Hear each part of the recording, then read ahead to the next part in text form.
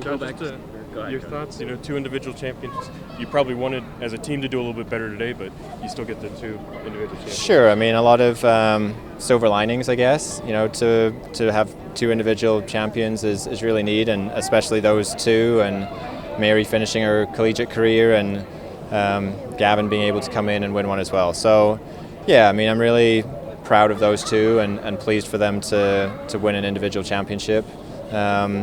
And obviously, team-wise, just a little bit short. Going back to yesterday's small board final, you're sitting in the chair watching Mary climb the rankings. Is that something new for you, was that experience, or how special was it? I mean, I think Mary's a special athlete. Yeah, it was a crazy final. I think, she's had a lot of, she's a very good final shooter. Obviously didn't get a good start in kneeling, and then even after kneeling, I was like, this could be a Mary special of coming all the way back, and even going into standing, I was like, well, that's a pretty big gap to make up. She's probably about the only person that could have that resiliency and determination and keep fighting all the way through. But I think we've all said to each other, it was one of the craziest finals that we've watched in a long time. So really, really cool to see. Different for Gavin today because he started that final round really well. Yeah, and the air rifle final is a little bit shorter. It's harder to make up a deficit. You got the 5-shot series, and then it's only 24 shots total. So he started strong and just kind of stayed in the mix, and was able to kind of hang on. I mean, air rifle is also an incredibly exciting, close final. Sometimes there are big gaps between people, and the last 4-6 shots aren't really that exciting, but that one went all the way down to the wire, and he shot a great final. So really pleased for him.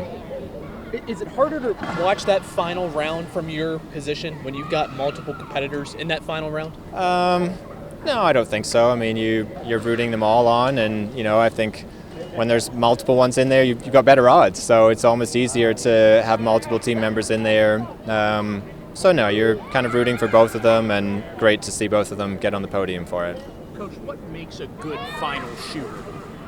Oh, that's a good question. I think just, I guess, being able to have the calmest nerves or the competitive spirit. I mean, I think it's similar to the match, or I think the biggest difference in the final is it's on command. You get your time limit, you have to shoot, and that's it. In a match, it's maybe more cerebral. Someone can take time to have a pause or to talk to their coach, so it takes someone that can just go for it, kind of almost with no hesitation, no fear, and they're able to just control their nerves, control their position, their thoughts, and just go for it. From your seat, you can coach technique, you can coach positioning.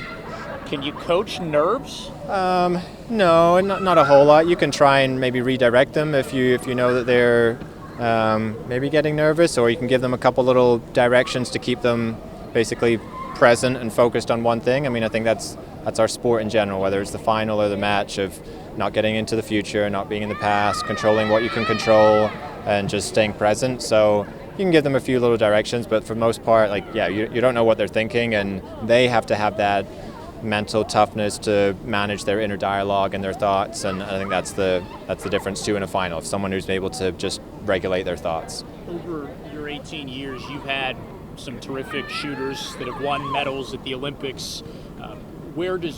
Mary's got to be up there, right? I mean, she's won overall individual titles at 2 schools now.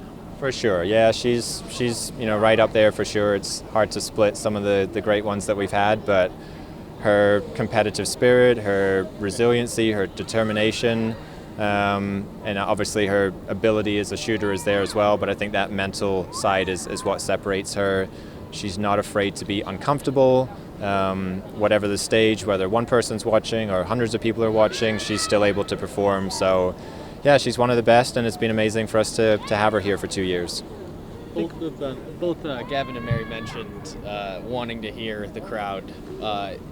What's your thoughts on that? Do you agree with that philosophy, and what was going through your mind when you heard all the noise? Yeah, I think it's great. You have to embrace that, right? I think that's, ours is a sport where it can often be, we don't have many people watching, and something like that can be, create extra fear or trepidation, and you want to be able to embrace it. And I think that's what makes those two successful, that they relished it.